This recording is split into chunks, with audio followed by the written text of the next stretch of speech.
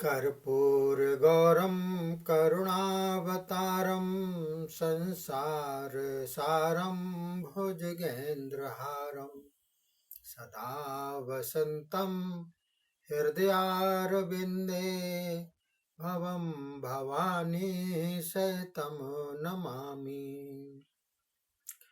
बोलिए शंकर भगवान की जय। बोलिए शिव महापुराण की जय। बोलिए हिंदू सनातन धर्म की जय। देखिए साथियों, शिव महापुराण की कथा चल रही है।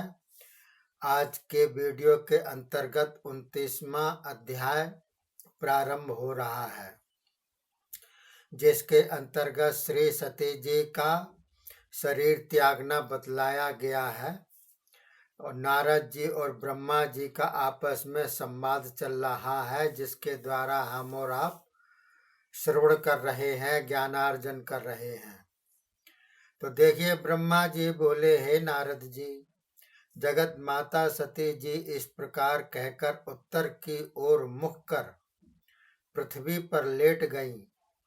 त्रिलोकी नाथ अपने पति भूतनाथ जी का स्मरण किया, उनके चरण कमलों में ध्यान धारण किया, पवित्रता पूर्वक जल का आचमन करके नेत्रों को मूंद कर पति देव का स्मरण करती हुई योग साधना आरंभ करने लगी।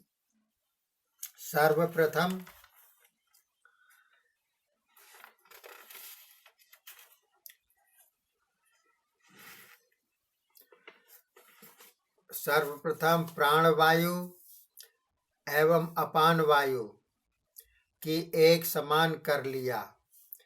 फिर नाभि चक्र से उदान वायु को उठाया, उसे यथाक्रम हृदय में ले गई। फिर छाती में तथा कंठ में ले जाकर फिर उसे दोनों भौहों के मध्य में टिका दिया। उसी के द्वारा योगाग्नि को प्रकट कर लिया।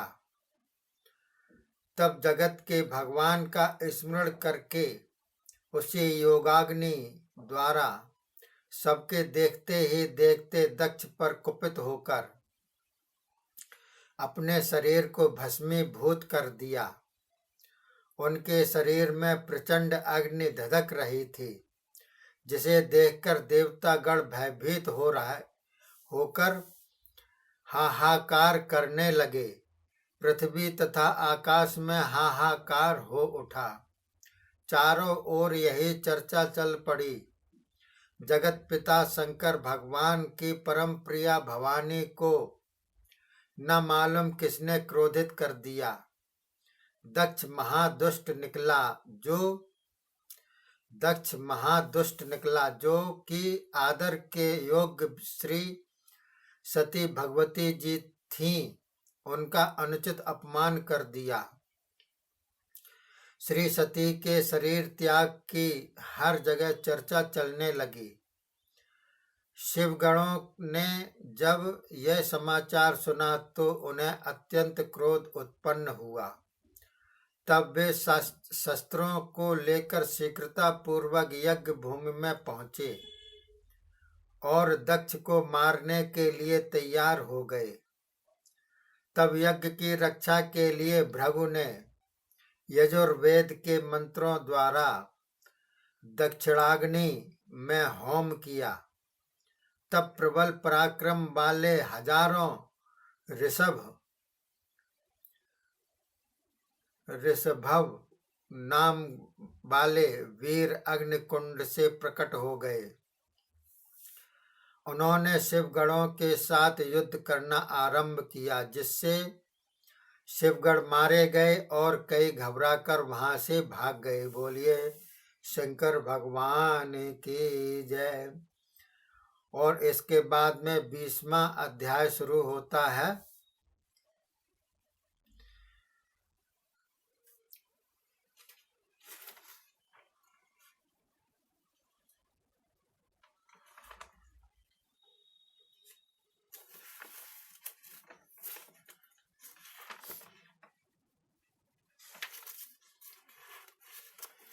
तो देखिए 30वां अध्याय में दक्ष यज्ञ में प्रकाश आकाशवाणी तथा वीरभद्र उत्पत्ति बतलाई गई है।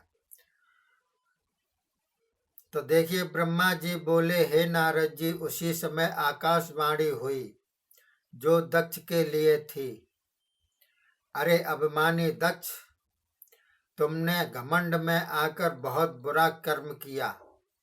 पहले तो तूने शिव भक्त दधीच ऋषि के कथन को नहीं माना, फिर यज्ञ में आई हुई जगत जननी श्री सती भगवती का महान अपमान किया। तुझे यही तो घमंड है कि मैं ब्रह्मा का पुत्र हूँ। इसी घमंड से तो तू ने भगवान शंकर तथा भगवती सती का पूजन नहीं किया। क्या तुझे यह मालूम नहीं कि शिव सारी विद्याओं के स्वामी परम मंगल में जगत के पिता हैं। उन्हीं के ही चरणों कमलों के ध्यान द्वारा ब्रह्मा विष्णु एवं इंद्रादिक देवताओं ने अपने अपने लोक प्राप्त किए हैं। उन पर उन्हीं की कृपा हुई है। उन्हीं का तो तथा उनकी परम प्रेयसी सती जी का तुमने इतना अनादर कर दिया। अब अपना कल्याण न समझो। तुम्हें अभिमान हो गया था कि मैं शिव पूजन के बिना ही यज्ञ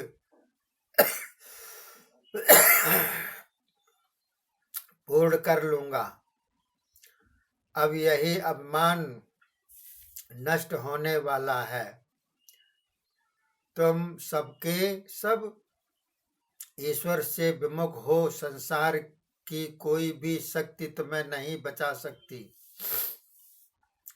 यदि देवताओं में से कोई भी तुम्हारी सहायता के लिए आया तो उसका भी कल्याण नहीं।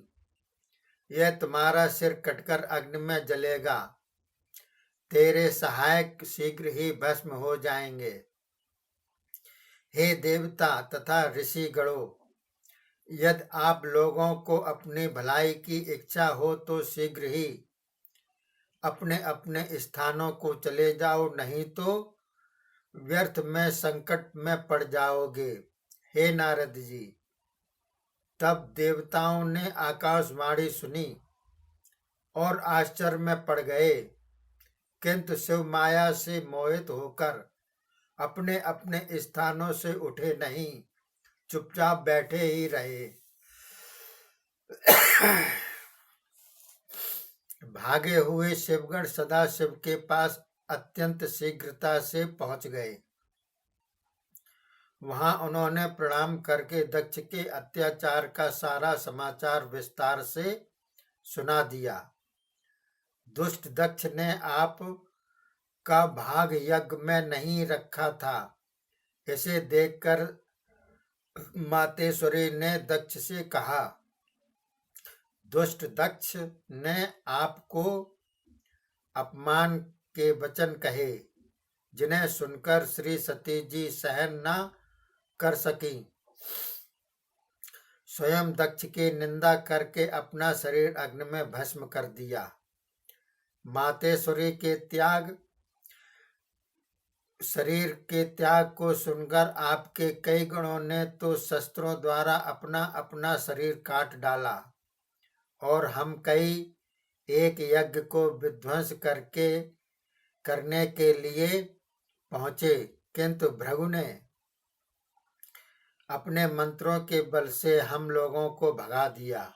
हे प्रभु, हम अब आपकी शरण में आ गए, कृपा करके हमारी रक्षा करें। जब इस प्रकार से गणों ने समाचार सुनाया तो उसे पूरी तौर से जानने के लिए श्री सदाशिव ने नारद जी को स्मरण किया। नारद जी अत्यंत शीघ्र ही वहां पहुंच गए। जगत पिता शंकर भगवान के पूछने पर श्री नारद जी ने वहां का पूरी तौर से ठीक ठीक वृतांत सुना दिया। तब तो लोक संहारक हर भगवान को अतीव क्रोध उत्पन्न हुआ। क्रोध के कारण अपनी एक जटा उखाड़कर पृथ्वी पर पटक दी। तब जटा के 2 टूक हो गए।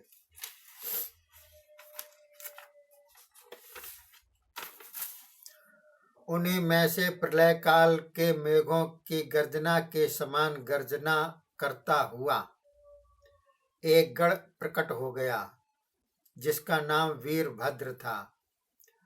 उसका रूप अतीव डरावना था और उसके साथ करोड़ों भूतगण थे। उसका तेज इतना प्रचंड था मानो वह पृथ्वी को अभी जला डालेगा।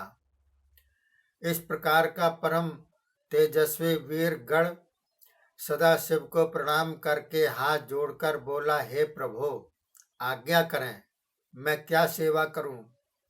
कोई भी आपकी सेवा हो हे प्रभु, आपकी कृपा से मैं उसे कर सकता हूं। आपकी कृपा से मैं समुद्र सुखा सकता हूं।